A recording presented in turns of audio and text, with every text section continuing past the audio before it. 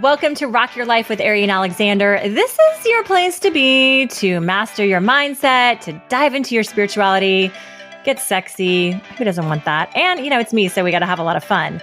And today, my guest, I'm so excited. I'm so excited to talk to this woman because she's such an interesting life and is an awesome career coach. And she's an author. You know how everybody says they want to be an author?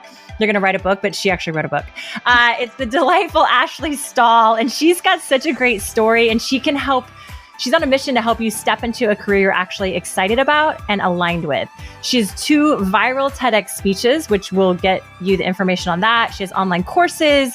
She has a podcast called U-Turn, and you are going to get so much out of this awesome conversation with Ashley today. So, hi, Ashley. Thanks for being here. I'm so excited. What an intro. You're so bubbly. I'm sure it's just so much fun for people to listen to you. Thank you. I am pretty bubbly. Well, there's a concept in my book, in chapter 1, I talk about called core nature. And it's really the adjectives that somebody would use to describe the energy that you bring or how the room changes when you walk in. And right away, I'm like, I would use the word bubbly for you. And I feel like that's really big for your career. Like knowing what your nature is huge. Yes, I love that. I heard that. I listened to one of your chapters, and I heard that. And we're gonna talk about so many things. But I love what you say about you help in what you do. You help people in their careers, but it's the way you say it is different than I've ever heard.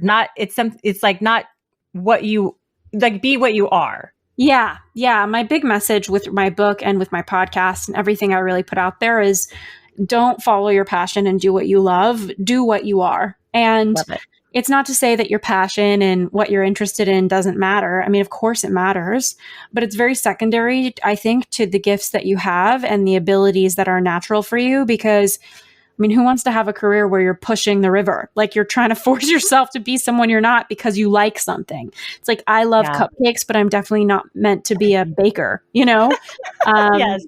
And I think that these misunderstandings are very frequent. And even something I write about a lot is the difference between a producer and a consumer. Like I love consuming fashion magazines and politics and all sorts of stuff, but that does not, and film. But I'd be a horrible producer of that. I'd be a horrible filmmaker. I wouldn't be the best fashion designer, And so I think people miss that disconnect with what they like versus who they are. I love that. It's so powerful. First of all, I love that you say, don't do what you love. I'm like, I swear Oprah ruined us with the do what you love and the money will follow. I'm like, no, doesn't always work out that way. But you have a little bit different play on that. And your book is called U-Turn, Get Unstuck, Discover Your Direction, Design Your Dream Career. So you've really honed in on this career path for people. And I'm curious, how did this come about for you? That this is what I want to help people with. Yeah, definitely didn't come out of the womb thinking like, I'm definitely going to be a career coach. You didn't grow up as a little girl being like, people say, what are you going to be when you grow up? I'm going to be a career coach. How my career came to be is my wish for how most people's career, that they would allow their careers to be, which is that I followed what felt right and stayed detached. And what came either right in front of me from doing that, the opportunities that presented themselves by me being me and following what felt right, or the opportunities that came on the sidelines, on the periphery of me being me and following what felt right. That's what created my career. And I think who we are is a moving, growing, changing organism. I even think like on a cellular scientific level, like the amount of cells that we are shedding and rebirthing all of the time, like after years pass by, we physically are a new person just as much as mentally. And, I think that your career should be a vehicle that meets you where you are. It's a vehicle for self-expression. It's a vehicle for you to be experimental. And one of the biggest mistakes that I think people make is that they're holding their career too tightly and they don't allow there to be space for them to learn new information about themselves. And it's almost like a weird social equivalent of saying that the first crush you have a crush on, you should marry. Like that's what we're doing with your career. Like the first thing, you better grow it, build it, and not question it. And that's just not human. That doesn't even work with who we are as human beings. And so my career came to be, I always loved people and words. My first job I was working at a preschool and I was in the cafeteria helping the chef for all of the preschool kids. And I was like 16 and I always used to find typos on the flyers and they would call me their eagle eyes. At 16, I was always really good with words. And that's the thing about who you are, is that usually there's signs on who you are and what skills you have. And so I was like the chef's assistant at a preschool / editor of all marketing materials at age 16. And I think that this is a very common thing, is that who you are kind of leaves some evidence. And in my case, words was that. And in chapter 2 of my book, I write about the 10 core skill sets I think exist in the workforce. And very much so for me growing up, I grew up in a house where the news was always on. And from a very young age, I was curious about what was happening in the world. And so when I got to college and kind of had these experiences, it was natural for me to just kind of follow what felt interesting, whether it was for me or not. And I definitely had a crisis. Like, I went to the college counselor and she hit me up with all of the 3-worded, tirade, directives, like, do what you love, follow your bliss. Like, I don't know. The bumper stickers. There was like one big bumper. I probably walked out of there with like a bumper sticker on my head. It just felt like a fire hose of bumper sticker. But I felt more lost after that meeting. And I was really working under the belief that my major was going to dictate my career, when in actuality, 27% of people are working in a field that uses their major at all. So most people, your major really doesn't matter. Having one sometimes will really matter, but whether you use it or not doesn't. And so I just kind of followed the national security path because I grew up in a house with the news and politics. I watched 9/11 happen. That was a very defining moment for the millennial generation. All generations have defining moments. I think that Generation Z has had a defining moment with COVID. Obviously, it's impacted millennials, but not nearly, I think, in the way that it will have impacted Gen Z struggling to find work. Like, halfway through college, they're stopping and their college years have changed. So, 9/11 was one of those for my generation. And I wanted to help. I was always a protector growing up. Like, I had a little brother who was very sensitive. He had some medical issues. I was really sensitive about that. And that protector in me, I think that I always was, wanted to protect at the highest level possible. And having an interest in politics, I just thought, I'm going to work in national security. And I think what a lot of people do, which is what I did, is they have a misunderstanding of who they are and what makes sense for their career. So just because I want to be a protector and I'm interested in politics doesn't mean I'm supposed to be a spy at the CIA. But I didn't really get that yet. So I just followed that career path. I did everything I could. I poured myself into it. And even when I learned the foreign languages, got the best master's degree in education and internships possible, I felt this little whisper inside of me saying, this isn't your forever. And even then, it still felt worth it to pursue. Whether I was in a wound and fear that I had nothing else to do and I might as well just pursue this, or I was an inspiration of like, even if this isn't my forever, I still want to try it on. And I'm so happy I followed that, because on the sidelines of studying counterterrorism, pursuing a career in it, I learned how to be an incredible job seeker. I graduated during the recession. I couldn't get a job. Took what I could get, was an admin assistant making minimum wage. And I remember this one day asking the university I went to, do you have a list of alumni who have graduated and moved to DC? And they sent me 2,000 names and emails. And I worked my way through that out of sheer pain of not wanting to be where I was and wanting to be somewhere else. And that taught me how to job hunt. I fell on my face, the first 100 calls.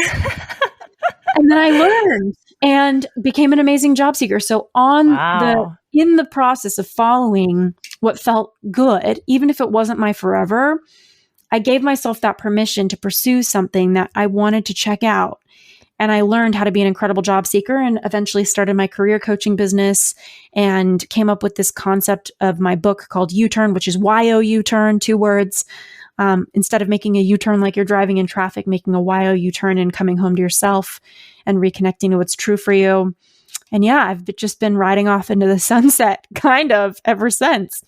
Wow, that's very cool. So, you're young and you're in that millennial generation, and it's very interesting because it just feels like each generation has a different, I don't know, thing they're up against, and I'm older than you, and my generation and the people above me, the thought process was always like, this is what I always say. I grew up in Kansas, and I'm like, when you grow up in Kansas, you just get married and you have a couple kids, and you may or may not be in a happy relationship, and you get a job, and you may or may not be happy in that job, but you just do it anyway. Like that to me is the mindset of where I grew up. I'm not saying that's accurate for everyone, but that's kind of the generalization I would say. And but I feel like in your generation, there are more and what I found is that you don't have to stay in that same career for your whole life, and you probably shouldn't, but some people do. They feel stuck and they feel locked into it. But what I found when I moved to California, I was like, oh, people like do anything here. Like you're like, I want to be an interior designer. The next day you're an interior designer. Like I think that's one thing that's great about LA is like there's such a creative opportunity to do different things. So, but I think it's a generational thing. So what have you found in your generation and the people that you coach? Like they come to you, they feel stuck, but A, what are their mindsets around it? And B, how do you help them shift that mindset into expansion? Yeah, I love that question. I mean, it's really tough to generalize with generations, but there is still some trademarks that you can kind of take note of. I do think that cultures kind of overshadow the generational mindset. So, particularly, I know in Los Angeles, there's a large Persian community. Even like the Asian population, I've had a lot of clients who will come to me saying how much they're struggling with cultural, what they would call norms, and how they're trying to break free of that. So I think that even if you have a generational mindset, it still can be eclipsed by a cultural, norm or an upbringing. And I have a lot of inspiration for people who are looking at their cultural roots, wanting to honor and respect them, but also saying, where do I fit into all of this? And so I would say, the millennial generation is trademarked by valuing experiences over money, by valuing freedom. They're an entrepreneurial, educated generation. Every single generation takes the heat when it's their turn, and they're the up and coming one. So I'm sure there's going to be a slew of articles about how boring or selfish or whatever the media wants to call Gen Z. But the truth of the matter is that every generation has everything. And I've worked with clients across the board. Like recently I had a client who was 70, who was a film producer that doesn't want to do films anymore, but he doesn't want to retire. So I will say that when I'm working with a different generation, I do think about the mindset of that generation, but I don't subscribe to it to the point where I'm limiting who that person is in my mind. So, when I work with somebody who's more Gen X or baby boomer, I will assume that they believe in ranking order. They believe in, earning their next role. If I'm talking to a millennial, they believe in merit and not waiting their turn necessarily, and results. And that's why they make great entrepreneurs. Like, the average age of a billionaire CEO is in their 30s right now. That's crazy. I heard that in your book and I was like, that's insane. It's insane. So, and it's incredible. And it's just a reminder that how old you are, where you come from, has nothing to do with what you can achieve and who you can be. But as far as like making a career shift, I think the beginning concept of my book and my podcast and everything is really about reconnecting to yourself, and making a YO U-turn really requires that radically honest moment that can be very painful and confronting. But if there's anything I've learned, it's that who you are always wins. Like, what's true for you is going to shine through at some point. So it's really just a matter of, do you want to honor the fact that you don't like your job or do you want to honor it next year and cry next year? Because you're going to have to rip the balloon and cry at some point. You're just prolonging it. You're just going to cry at some point. So yeah, might as well get it over with. Put ourselves out of our misery quick. I love it. Pull the Band-Aid off. Okay, cool. So you said something that's really cool. You said that it's you have to have a radically honest moment that can be confronting. Yeah. So what do you mean by that? Well, I think the biggest problem that blocks people from making a U-turn is that, because a lot of people are saying, I need clarity. And when I hear those words, I just think to myself, Well, you know what? 70% or more of the workforce at any given moment is job hunting. And I don't really think they're looking for a new job, because the majority of this audience, which is everybody basically, I don't think that they're looking for a job, most of them, because they simply tapped out and want to grow and get like a next level job. I think a lot of people are clarity hunting. They're saying, like, is this next thing going to make me feel better? And so I think the opportunity cost of not having clarity is so high. It costs you a lot of money, turns your resume into what can feel like a graveyard of constant trial and error. And so I think the most important question to ask yourself is, why am I disconnected, or where did I stop being connected to myself? A lot of the times we're listening to the noise, we're shopping for other people's opinions because we don't want to hear ourselves.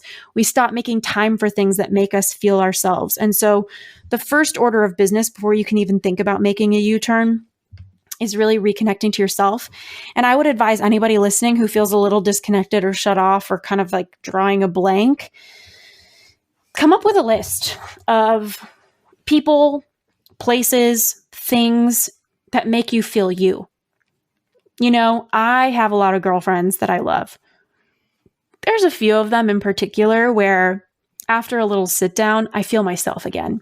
And it's not because of them, it's just who I am with them. There's something safe about the connection that I kind of melt out of who I'm trying to be and I get back into who I am. And there's something about the ocean for me too. Like, I go to the beach, put my feet in the sand, I feel grounded. I feel how small I am. I feel how true I get to be. It's the same with dance classes. So I think for anybody, you just have to figure out what are those little things, places, people that bring you back to you, and make that your first order of business for a little while. Make it okay for you to just be in a commitment to yourself of being yourself and carving out that time intentionally. Because when you are connected to yourself, it gets really easy to have clarity. Like, suddenly, you know, what were they saying? That the human gut has 200 million neurons, which is like a cat or dog's brain.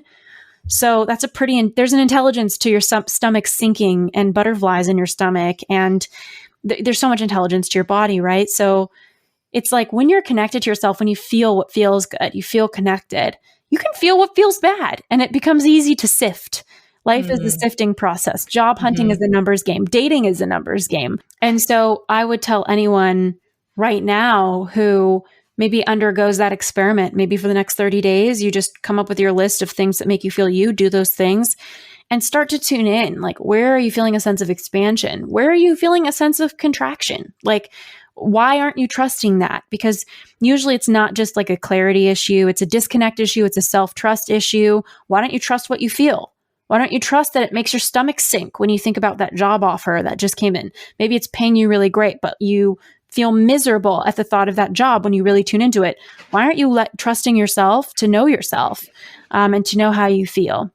And so, yeah. It's cool because it's that I really hear you of it's getting back to that place of trusting yourself and listening to yourself, which that is the key, because when you are cut off for that, you're going to make the choices. You're going to take that job that you're not excited about taking, but you're like, well, it pays the bills, so I'll take it. And it's never going to end up winning you in the long run. Yeah, exactly. And I think, you know, achievement is very much a step-by-step thing. Like, who has done this and what steps do I need to take? What qualifications do I need? What school do I need to go to?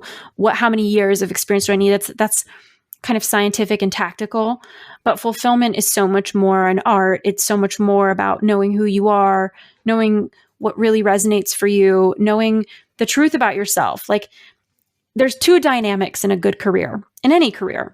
There's the what, which is your skills. Like, what are you doing? Because your skills are what you're spending your whole day doing. So, like I said, when I was 16, I was good at words. Like, words is my core skill set. So what I'm doing usually comes back to words. I'm sitting here talking to you on this show.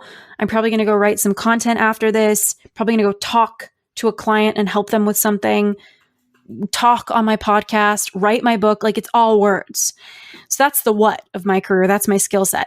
If you're exhausted in your career, it's because you're vetoing your what. Meaning, like, if I'm working in another core skill set, which I talk about all 10 in my book, like I mentioned, but maybe I'm in coordination and I'm not a good coordinator. Like, that's a core skill set that I talk about. And those people are great at spinning a bunch of plates, details, crossing the T's, dotting the I's, project managing, operations. I'm horrible at that stuff. And I don't judge myself for it. I just know it's like not a strong suit for me. And I don't know, it's like there's something to be celebrated about that. And so if I'm in a career that's demanding me to operate in a core skill set that is outside of the true what that I'm really meant to be doing most of the day, it's not to say that 100% of my day has to be words, but if less than 60, 70% of the time I'm in my core genius skill set, I'm going to be tired because I'm being someone else. I'm operating at a level that someone else is natural at, but not me. And it's so important to know that skill set for you. The second dynamic is the how, which is equally important. Given that half of people leave their jobs because they don't like their boss, what we know is that what you do is just as important as how it looks. So your core values, what you hold as non-negotiable, what culture you work in, what your hours are, whatever those values are for you, if it's family or that matters just as much as what you're doing. So those are two dynamics that I'm constantly thinking about when I'm coaching clients.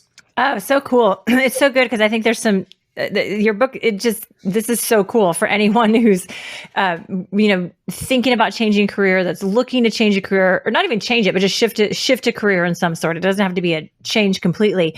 But the way that you coach sounds so very grounded and such a nice process that's, people can walk through instead of being this nebulous, like, that thing of like, just do what you love. And it's like, well, if you're in a career and you're making money but you are unhappy for some reason, then what you're saying is then look at it. Then it's look at what the pieces are that aren't working there. And then you can shift it into something else. Yeah, exactly. And I think, really, and I can't really work with somebody who's not being honest with themselves or loves how much money they're making more than how they feel. Because eventually, like I said, who you are is always going to win and you're going to care about how you feel at some point. And then you have to quote unquote start over, which really isn't starting over because you're always carrying skills and making sense of them for your next thing. But it's not to say that making a change has to mean taking a financial hit. I think a lot of people do believe that. Yes. But I do think sometimes you have to back up in order to step up. And backing up doesn't mean backing down. Mm-hmm. I had a friend recently call me and I read about him in my book. His name's Barry. And he's going to run for political office in the Bahamas. And he was going to run in 2022. And he was very well positioned to do so. And there was a lot of political reasons that it was better for him to play the long game and run later, not now, because of his relationships, because of whatever dynamics. And he backed up. He decided to stop his dream, pause for 5 years and run in 5 years, And I think a lot of people would have some ego about that. Like, don't give up on your dream because of this reason or that reason. You still need to go for it now. Today is the day. But there is a dignity. And I think there's a lot of rhetoric out there about like, now is the time. Be ready now. Yes, totally. There's an intelligent, I do think a lot of people who are listening probably need like a kick in the pants from me to say like, stop thinking you're ready and you need 5 more trainings or like conversations to make that career change. Maybe you need a career coach like me. Maybe you don't. But most people need to be like kicked into action because they're scared. And I get that. I've been there. But I do think there's a lot of rhetoric that forces people into the now when there is something really ripe about letting like the moon become full, like Rumi says. And so I really admire my friend who put his dreams on pause for an intention and a plan. Yeah, that's courageous. And it's really interesting too. There's so many great things in here. We're going to take a little bit of a break, Ashley, and then we'll be right back. But there's so many things I want to talk to you about. If you're just joining in, you're listening to Rock Your Life with Ari and Alexander. We are on Fun for Life Radio, which is exactly what it sounds like. We have fun for life with our music shows and our talk shows. So one of my favorite shows is Relationship Renegades with Rachel and Emilio. They're engaged, and they're an awesome couple, and they interview people. They share their own experiences about the challenges they've gone through in relationships in the past, their relationship now. They have all kinds of experts on to really help you be in your relationship in an empowered way as well. So go see my friends Rachel and Emilio on Relationship Renegades, and we'll be right back. Fun for Life Radio, because fun is habit forming.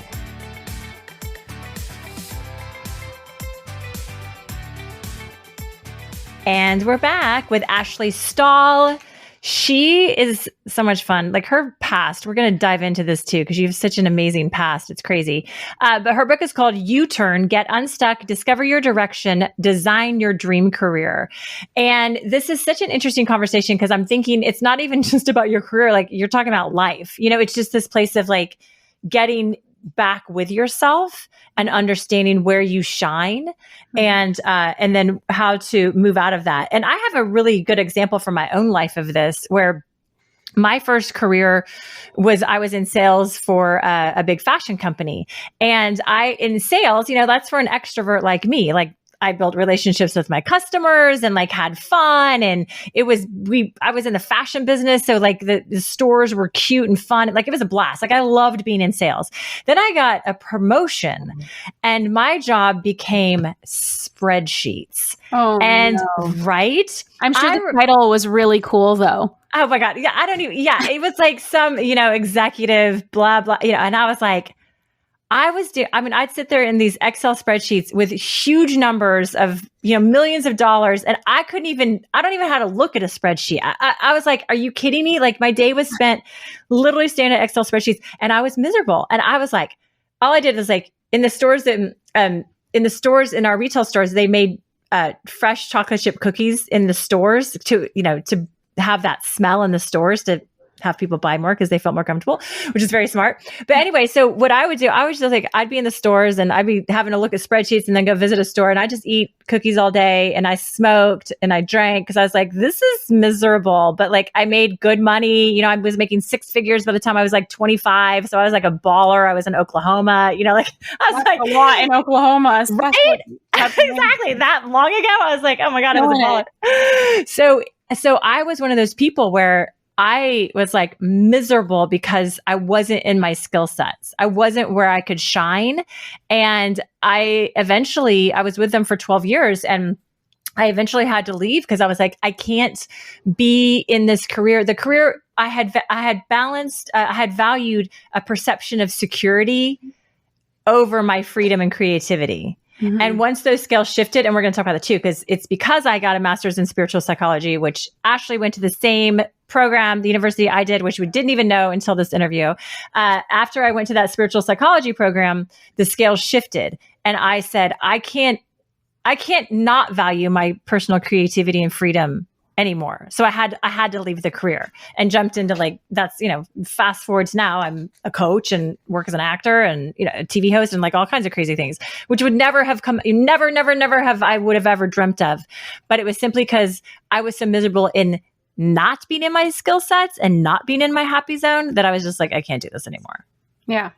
I love that. And I think there's a chapter in my book called Rock Bottom is Sacred because it is like, there's something really humbling about life stripping you in what feels like naked.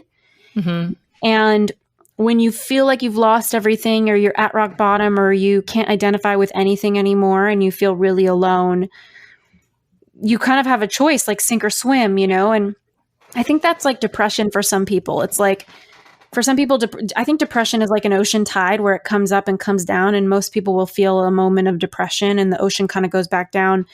But I think like clinical depression to me almost feels like the tide sweeps you up and it never goes back down. And so for anybody that's at rock bottom, if you're able to do the mindset work or get support so that you can let that tide keep going back down and you could start asking those questions of who are you truly?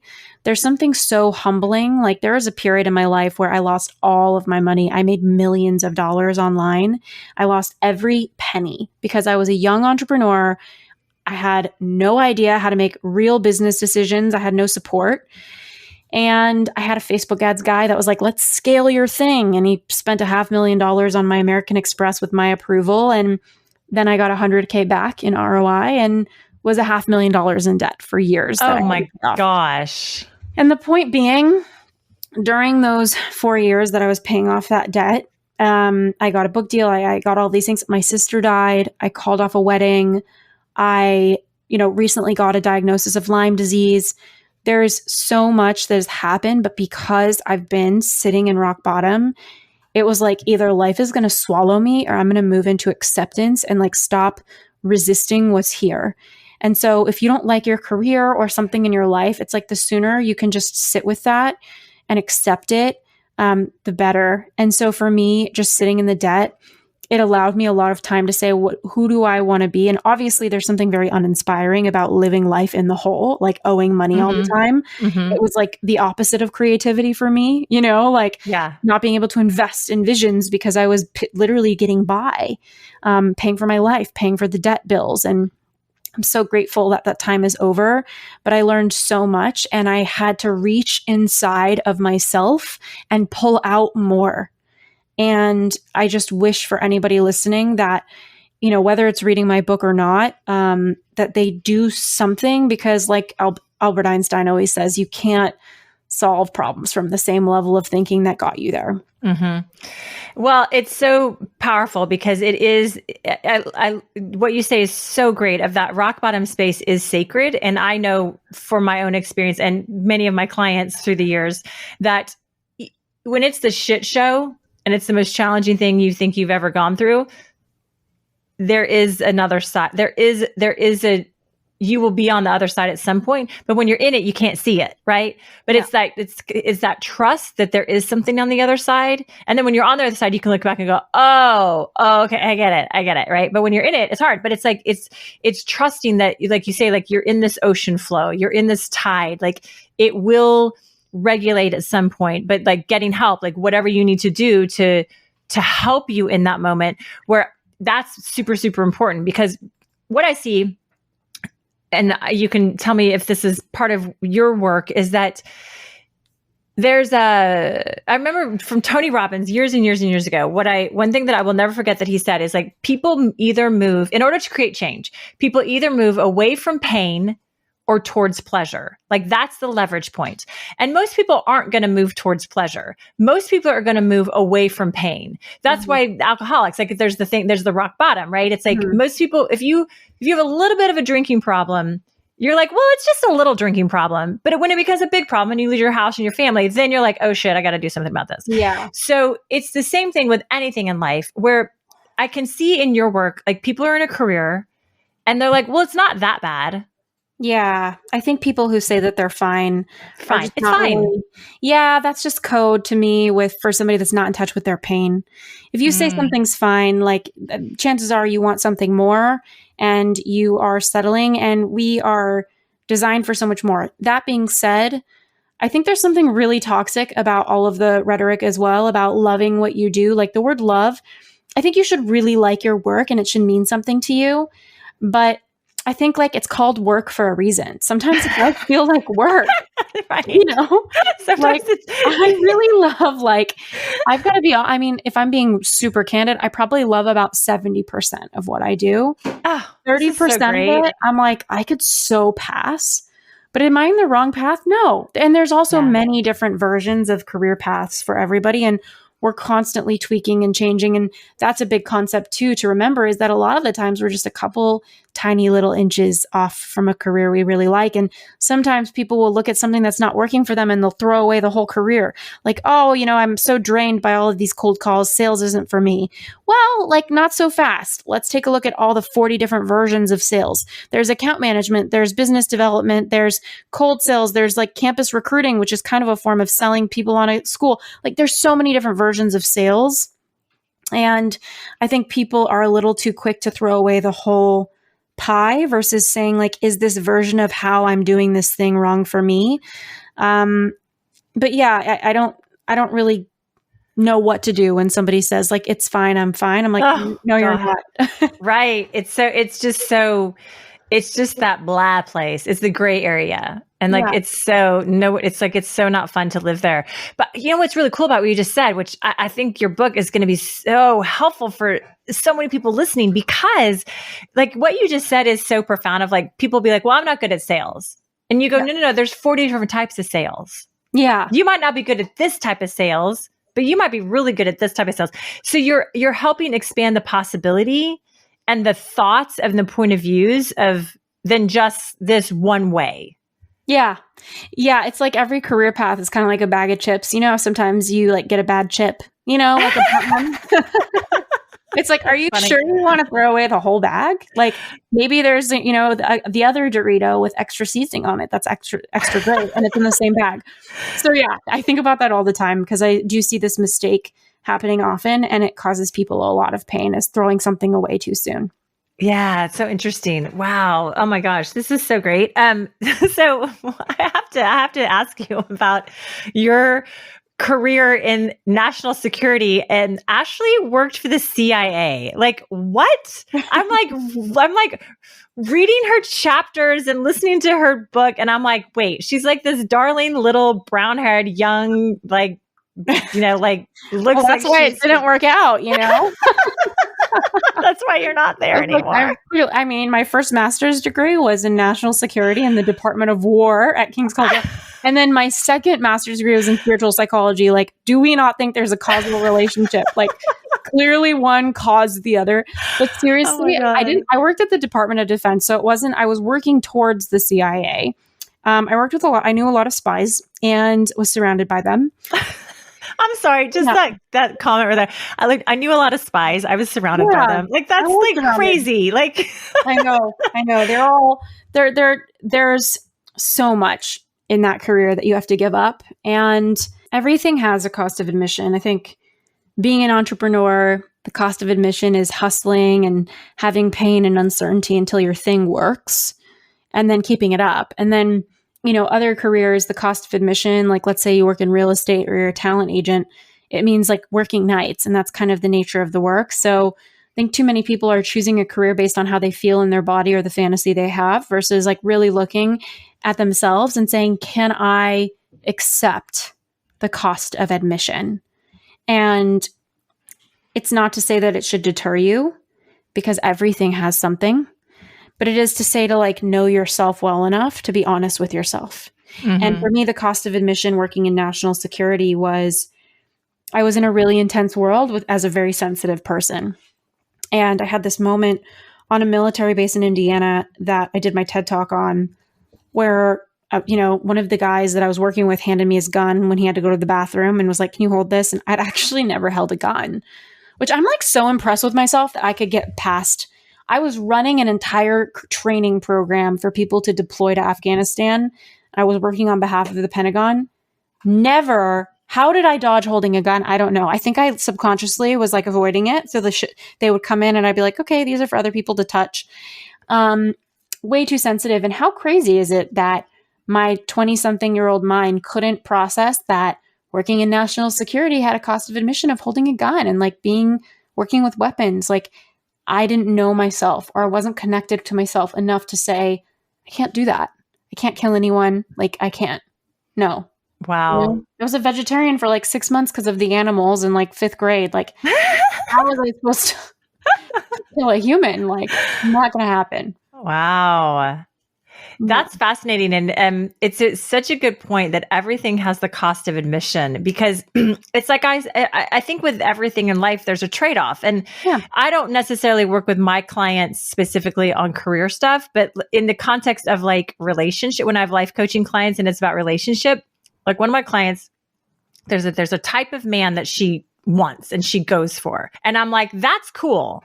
There's going to be a trade-off. Mm-hmm. Like what you want with that type of man, there's going to be a trade-off. He's going to be working a lot of hours. He's going to be very focused on business and not have enough time for you. He's probably not going to be super like emotionally available for you because he's so wrapped up in his business. I mean, and I'm like, so that's cool. If that's the type of man you want, cool.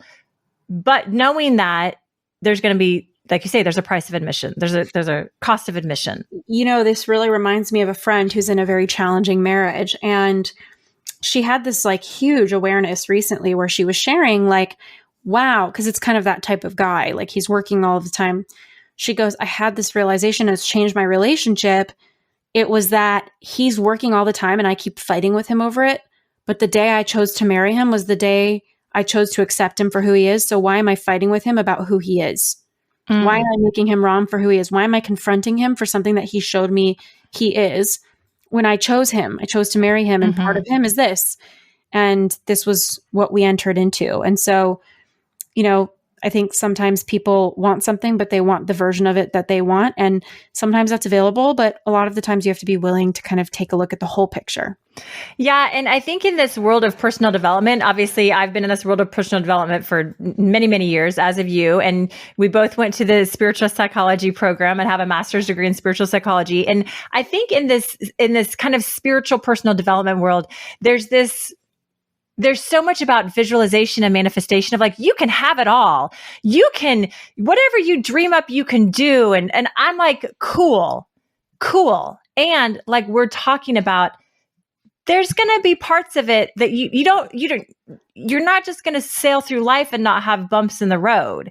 So it's like understanding what you're saying is like accepting the whole piece, the whole pie as it is. So whether it's, you said in jobs, like you're probably going to really love what you do 70% of the time and 30% is going to be not so fun. Like you're going to have to roll up I always say that. I'm like, you're going to have to roll up your sleeves and do some work. Like you got to put the elbow grease in. It's not a free ride. We aren't just handed a career. Like life isn't just like, here's the perfect career for you that you're never going to have to work hard or stay up late and you're always going to love every one of your coworkers. Like that's really unrealistic. Yeah. But I think we've been like tainted in this personal development world to just think we can actually create every single thing we desire. And then when we don't get it, then it sucks. Then it didn't happen. Yeah, I think there's a lot of work that we all can do, especially me, with who you are when you don't get what you want or what you think you need, like even in relationships, it's not just your career, but it's like, I learned earlier on that I became a really poor sport when I didn't get what I thought I needed. And that's been something I've really worked on because, like equanimity is the name of the game. Like how can you take the wins and the losses with the same receptivity? If you let the losses get you down, it's like you really can't show up and be someone who creates wins. And, there's so much failure on the same block as success in your career. The average person changes careers more than 13 times by the time they're 40. What? Yeah. We are not living in the baby boomers, speaking of generations, and Gen X, they lived in a world where you lock into one job and you grow. That's not now. Like the book Sapiens talks about, his biggest argument is that the number one skill we need in the future is reinvention. And think about like all of the layoffs during the pandemic. Who were the people that kept their jobs? The people who were adaptable, people that the company couldn't afford to keep because they weren't adapting or they weren't like creating the results that the company needed right now. It's not to say that because you were laid off, you were like not a great employee. That's not the case. But I do think sometimes when employers look at their, payroll, and they're choosing who to keep, it's like, who's adaptable? And, every 5 years, a skill set you have becomes obsolete. Wow. And there's like a % of job titles that don't exist right now that we'll be seeing in 5 years. So the world is moving fast. And with that, you need to as well. And it's not to pressure you that I'm saying that, but it's to give yourself permission to change, because that's what the new normal will be. Oh, that is so powerful, to give yourself the permission to change. It is, because it can be, I feel like as human beings, it's safer to be in a, what we would call maybe like a fixed mindset, versus what's the other one called? I can't remember the growth mindset. Thank you. Fixed mindset and growth mindset. It's almost safer to be, perception is it's safer to be in the fixed mindset because it's like, you'll be safe. Like, how to, I just think of it in caveman days. You know how to make a fire, you know how to put the tents up, you know how to protect your community in the area that you're in. Cool. But then when tigers come in from all angles, you've got to have a growth mindset that's like, we got to get the fuck out of here quick. And how are we going to do it? And we're going to set up camp in the next place. Yeah. So in what I hear you saying is, in today's world, that you really have to have that growth mindset in order to succeed. and move forward. Yeah. And you're going to see it because, I mean, even futurists like Peter Diamandis and different people who've devoted their study to the future of work, it's like unanimous that the soft skills you cultivate, like being able to manage conflict, being on time, like communicating with your colleagues, especially in a remote world, this is even more important because there's a lot of space for disconnect behind a computer and not in person. Yeah. Given that the majority of language is not words, it's like how people feel next to you. So the fact that we're losing that, it's even more important that we can learn how to hone these soft skills to succeed in the world that's coming. And we're also going to see with the future of work, the rise of apps that anonymously have you reporting how other employees performed in your perception. Oh. And promotions and raises are going to be data centric. Like, you know, how was Ashley rated in her meetings? Was she contributing? Was she a 5 out of 5? Okay, we're going to calculate her raise. So I think it's going to be even more important that we change with the times, that we honor who we are, and we stop forcing ourselves to fit into a box if we're, you know, what is the peg in a square or whatever that thing is. A square, a round peg in a square hole. Yeah. Whatever, that doesn't make sense, but square peg in a round hole. Yeah. Yes, that. Oh my God. So cool. All right, Ashley, we're gonna take a quick break and we'll be right back. And this is so much fun talking to you. And if you're just popping in, this is Rock Your Life with Ari and Alexander. And I'm here with Ashley Stahl, and we'll be back in just a minute. Fun for Life Radio, because there's no fear when you're having fun. Okay, so if you haven't heard my friend Jaxie Merrick's show called In Love with Jaxie Merrick, do yourself a favor. On Wednesday nights, listen to his show. He's, first of all, hilarious. And he themes his show around like a different theme of love or breakup or like craziness in relationships or whatever it is. And he does a whole playlist based upon these kind of love/not love songs. It's a blast. Jack is a blast. The songs are awesome. So check out In Love with Jaxie Merrick on Wednesday nights. And we're back here with Ashley Stahl, career coach extravaganza. Ashley, first I want to ask you, where can we find your TED Talks? Do we just need to go to your website to find all of your goodies? Because you have articles, you're an author, you have a column in Forbes, you've got your awesome book, you've got a podcast. Is that just all on your website? My website is a mecca of all things me. And also, of course, my TED Talks are on YouTube. If you just type in my name, you'll find them pretty quick. Okay, and it's Ashley Stahl, Stahl. Okay, so go find her, Ashley Stahl. And is that just, are you on Instagram at Ashley Stahl too? Yep, and it's ASHLEY. ASHLEYSTAHL. Yes. On Instagram, on YouTube. Go watch her cool, awesome TED Talks videos. That's awesome. You've done 2 successful TED Talks. I mean, you're just such a little rock star. It's so fun. So as I mentioned before, Ashley and I we both have master's degrees from the University of Santa Monica, which is a spiritual psychology program. And we didn't find that out until this podcast, which is super fun. So I want to ask you the question that people always ask me: what is spiritual psychology? I think spiritual psychology is the study of psychology through the lens of the soul and its evolution. Love it. That's much more succinct than what I say. I say this is so funny because this is like point of view, right? It's like, oh, what you said is amazing. I always say it's really about communication. We learn all the basic premises of psychology, and then the spiritualness comes in, the spiritual side comes in really looking at every single thing that happens to us on this planet is for our highest good. And everything kind of stems from that place. So that was a lot of words. I could shorten that up into less words like you did. But I always think about that, like spiritual psychology in my experience. So I've been in the study of this work for, oh my God, almost 20 years now. And it's so much about releasing my judgments on myself and others in any aspect. And it's not the easiest thing on the planet to do, right? Because in human form, I have judgments all day, every day.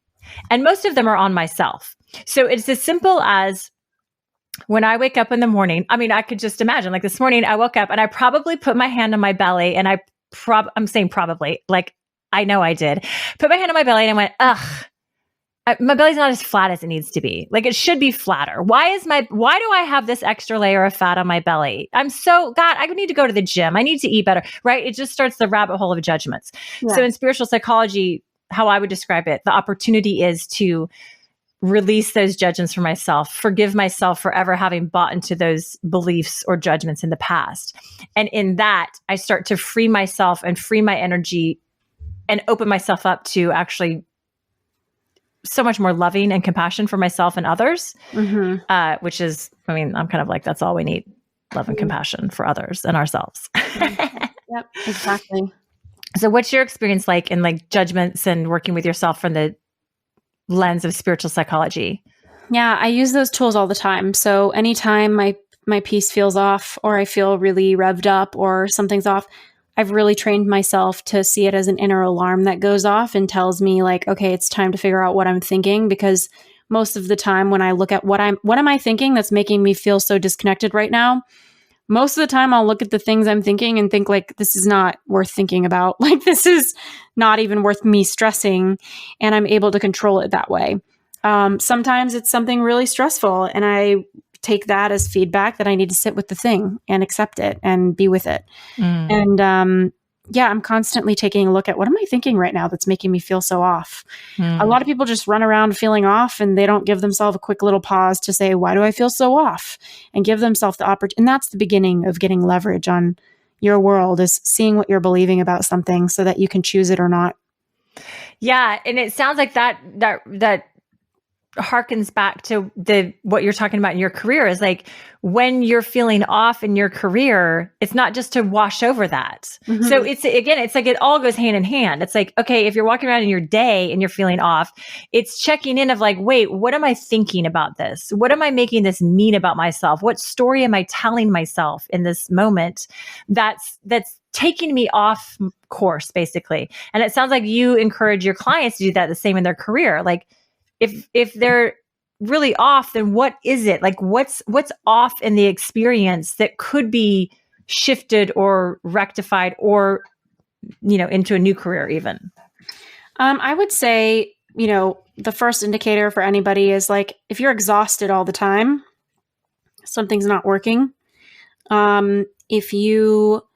There's something between imposter syndrome of like constantly feeling like, when I think of somebody who has imposter syndrome, I think of somebody who is qualified for the job, but like still can't believe that they are.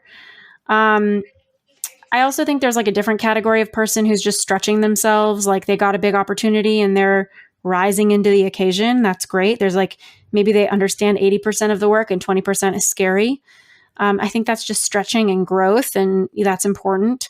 But there's like a whole nother section where it's almost like, I don't know, like people aren't willing to like step into true vulnerability and change. And my wish for anyone as it relates to this would be to take notice of, are you really not qualified for that? Or is it just a stretch? Or are you just an imposter syndrome? Because I think far too often people count themselves out before anyone else does. And then they just keep losing opportunities they never went for and grieving opportunities they never put themselves forward for. How do you encourage your clients to actually put themselves out there and, like you say, like really going for it? Yeah, I would say whenever I feel like I wake up in the morning and my business isn't that interesting, it's time for me to have more conversations. I think conversations create clarity and create insight and move your life forward. So outside of that exercise I gave of like writing down the things, people, places that make you feel yourself, I would say the next step would be start having conversations. Like when you're walking your dog in the morning, you're in line at the grocery store, like you don't have to be like a, blabby person, but you can be receptive and you don't not have your head in your phone. Like just be open to people, open to conversation, set the intention, the power of intention to have conversations that day and see what's going to happen when you do that. Love it. Love it. Okay, cool. Ashley, we're going to move into a little lightning round of questions. Woo! Yeah. Woo woo. It's super easy. It's not hard. Don't worry. I'm just going to ask you a few things that have popped up during this conversation that I think are interesting. So what are some of your favorite books? Obviously, other than U-Turn. That's the best one. I feel like My favorite book is Perks of Being a Wallflower by Stephen Chbosky. It's kind of an unexpected one because I feel like every self-help person like has 15 other self-help books. But I really love that book. I love the intimacy that the author writes from, and I really try to carry that spirit into my own writing. That's cool. I would never have guessed that's what you would say. So that's interesting. Did you like the movie as well? Not as much as the book, but yeah, the movie was sweet. Okay, cool. Good. Okay, what advice would you give to your 21-year-old self? Gosh, that's such a great question. I would say my biggest piece of advice would be everything changes. Like everything passes. Like, don't hold on. Just let it pass. Oh, that's so lovely. I love that. Everything changes and everything passes, and don't hold on. It's what you were saying earlier about like, you don't have to hold on your career so tight. That's a thing that we do. We can, and I think it's like that again, like everything you're saying today can be relatable to any aspect of life. But when we hold on to anything too tight, it's just not, it doesn't ever work out, whether it's a relationship, a friendship, a romantic partner, a job, a pet, a home, whatever it is. It's like, it's all flexible and in flow, and it does change. And when I can wrap my head around that point of view, and then things don't shock me, or I'm not grieving as much because I'm like, right, like things do change. It's nothing is meant to be like forever, ever. So it's good advice you have for your younger Ashley. Thank you.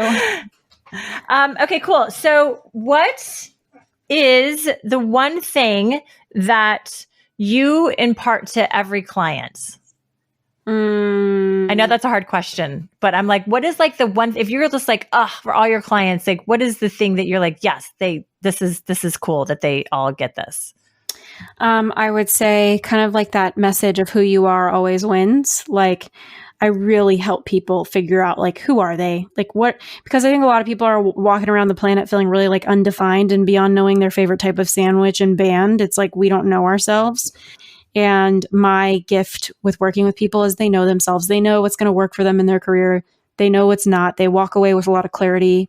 It's just something, it's almost like psychic. I feel like I see someone, I'm like, all right, this is going to be easy, but they think it's really hard. It's just natural. Oh, it's great. Okay, this is awesome. Right. Just be who you are, because you say, don't do what you love or follow your passion. Instead, do what you are. That is Ashley's message. Okay, cool. This has been so fun to talk to you, Ashley. I'm so grateful to meet you and know you, and find out we both have a master's in spiritual psychology, which is such a delight. And I love this. Your book is amazing.